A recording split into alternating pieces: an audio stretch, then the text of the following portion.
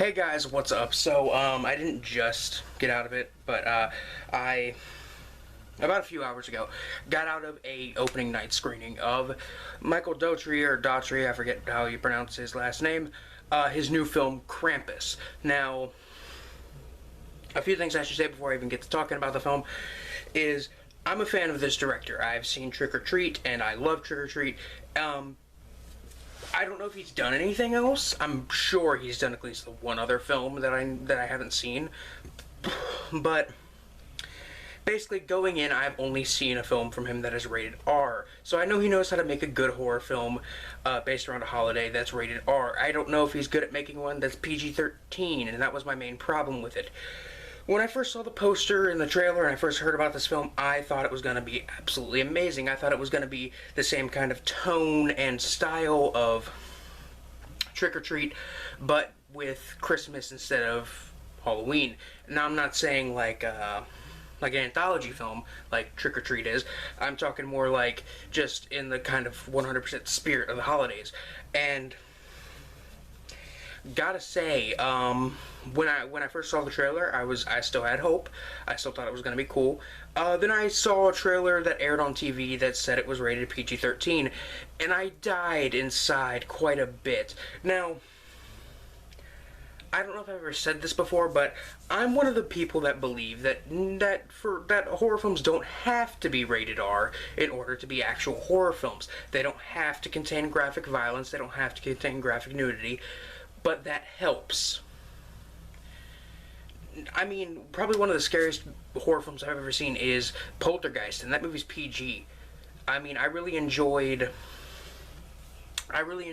what was that one movie? I really enjoyed the first two Insidious movies, and those were PG-13. You know, I can enjoy PG-13 horror films, but mainstream PG-13 horror films, especially ones from directors I'm not very, well, no, I shouldn't say that, but PG-13 horror films, especially mainstream ones, don't really I don't really have high hopes going in, because I always think either they made it PG-13 to make money, to make more money, or the director's artistic vision was 100% ruined because they wanted to make money.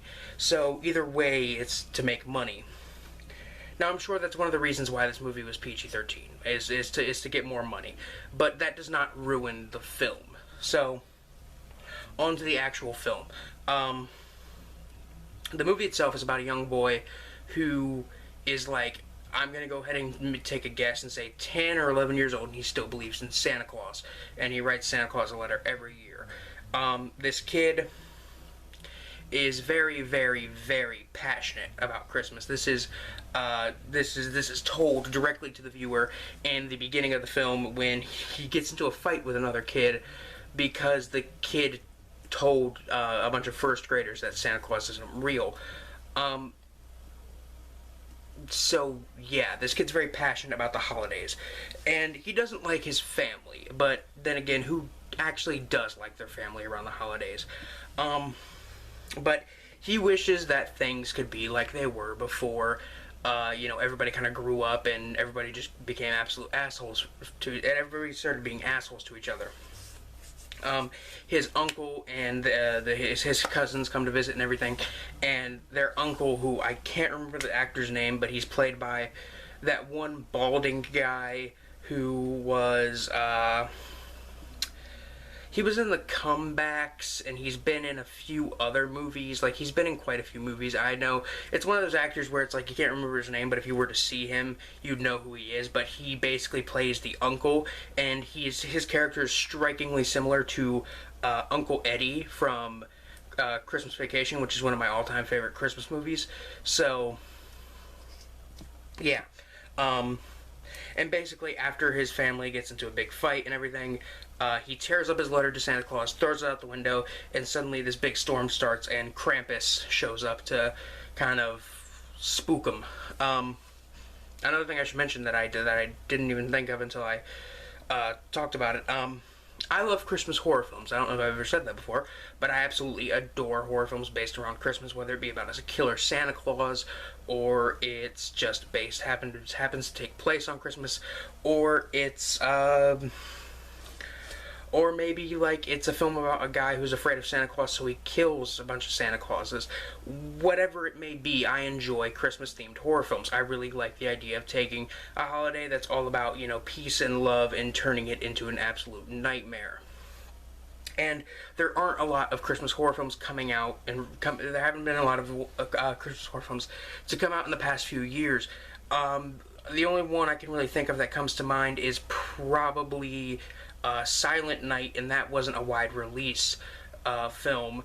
But what I'm trying to get across is not a lot of Christmas horror films get wide theatrical releases, which is why I was happy about this one, because I really love Christmas-themed horror films. Now back to the actual, review. Where should I start with it? I should go ahead and say that the acting in this film is really solid. Everybody turns in a pretty good performance. Nobody really does anything that bad. The writing is also very, very solid. The characters are all funny, interesting. There are only like one or two characters that I honestly didn't like. And that's probably because they're not meant to be liked very well. They're just kind of characters that were thrown in because they needed more people. Well, I'm not going to say that, because they were decently written. The pacing is pretty solid as well. Like, the movie doesn't really get scary until you're about, I want to say, maybe 40 minutes in. No, a little less than 40 minutes. I'd probably say maybe 25, 30 minutes in. But before it gets to that point, it's mostly just like kind of regular Christmas movie about a dysfunctional family celebrating Christmas. And then it gets kind of spooky. The effects in the film... Oh, and I should go ahead and cover lighting, camera work. Lighting, camera work, sound mix, music, all very, very solid. Lots of Christmas music on the soundtrack, which would be expected considering this is a Christmas horror film. The sound mix is nice. If I have any problems with it, it's probably that the movie is extremely loud. Like, you know how there's those movies that at times you can't hear the dialogue, so you turn the volume up, and then there's a part that's really fucking loud, so you have to turn the volume back down? That's how this movie is, except you can hear the dialogue, and the volume's already... You can hear the dialogue, and the sound is still extremely loud. And I'm not just talking about with the jump scares, which there are a few jump scares, but this is a mainstream horror film, so you kind of have to expect that. The jumps... but seriously, like, it is loud. Like, there's a scene where Krampus is chasing someone, and he's jumping from each house, and, like, you would think, oh, well, I mean, he's trotting, he's jumping, he's landing, that might be loud. But even when he is not running with his hooves, or jumping, or landing, it is still loud as shit. Which is one of my main problems with the film. Now that I got that out of the way, I should go ahead and talk about the, effects. The effects in the movie, what there is of blood and gore is nice. Lots, and I was very happy to see this, lots of puppetry and, lots of puppetry and stuff. There was some CG here and there, but that was probably for stuff that you really can't do much with puppetry. The puppetry in the film is absolutely fantastic. I was very happy to see, legitimate puppets as these monsters and, like, creatures and stuff. It's very, very cool. I've got to say that the designs on a lot of the, on, like, Krampus and the elves and the toys and stuff like that, all very, very cool kind of designs. I don't know how to describe it, but the designs are very, very creepy and just definite nightmare fuel. I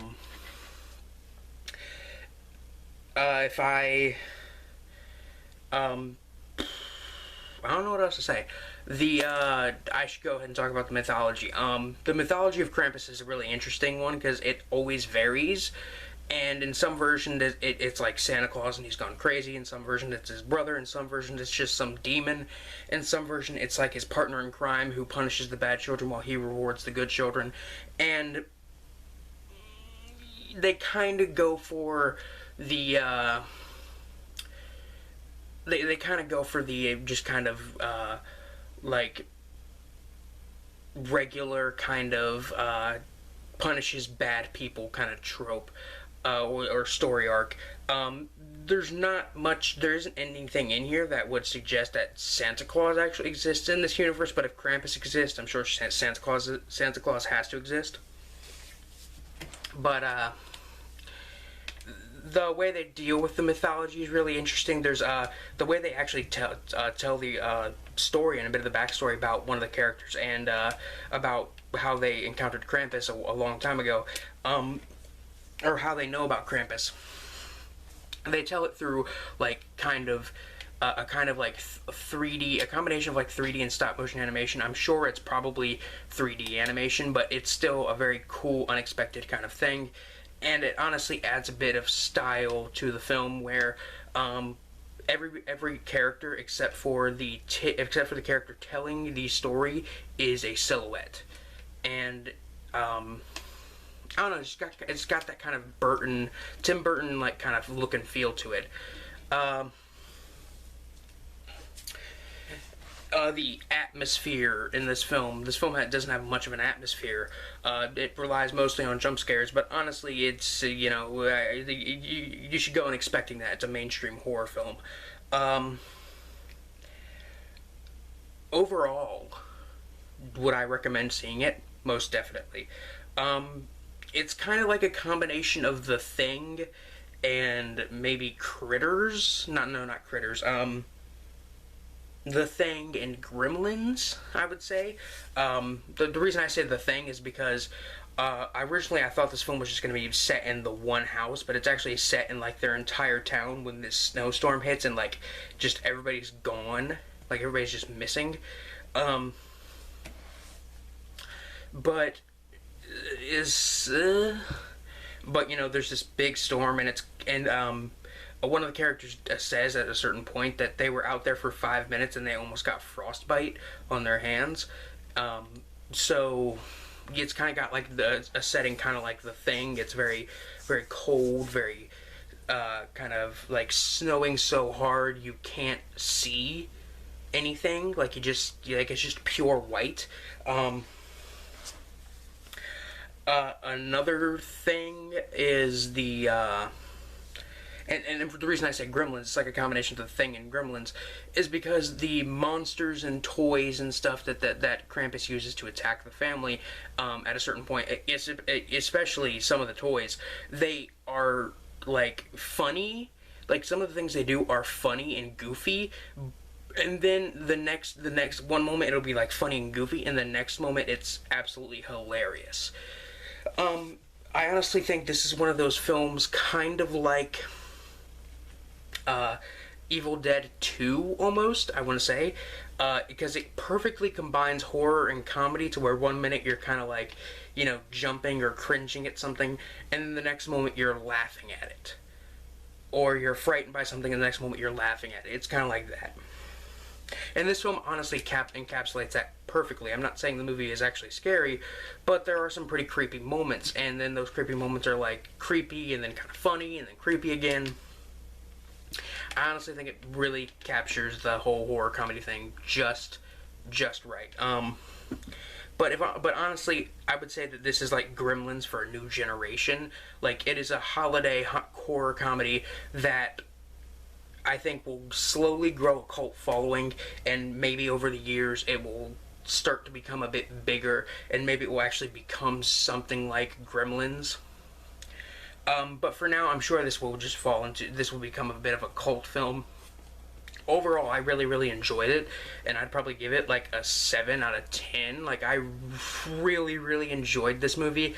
I was like smiling and giggling and and just enjoying every single second of it. And if you enjoy, holiday films, and you enjoy horror films, and you enjoy holiday horror films, this is definitely one for you to check out. I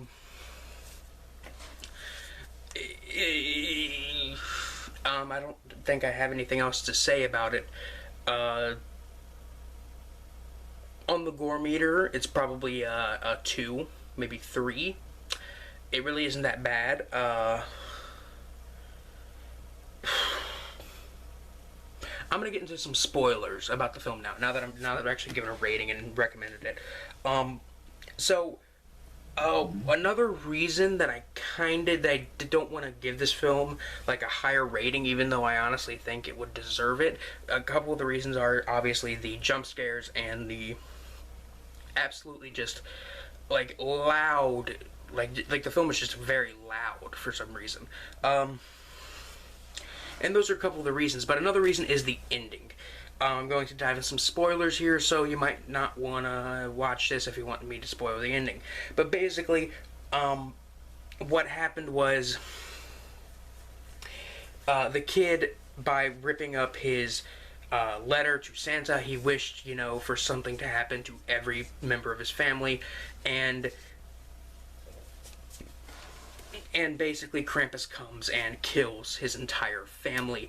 And at the last moment, when they're about to kill his cousin, or they're about to drop his cousin into a pit of hell, after you see Krampus's sleigh, which is absolutely the most like metal thing I've ever seen. I absolutely loved it. But when Krampus is about to drop Max's cousin into the pit, Max is like, here, take your bell back. I don't want it. You can, I just take me instead. And basically they throw his cousin in, and then they throw him in. And then he wakes up in bed the next morning. And at that moment, I was like, oh man, they're really going to pull that one on us. And then, they wake up and everybody's just happy. Like, nobody's arguing like they were. Everybody is happy. Everybody's having a good time. And then Max opens a present, which is like a really old, like reddish kind of stained old dirty box wrapped with like kind of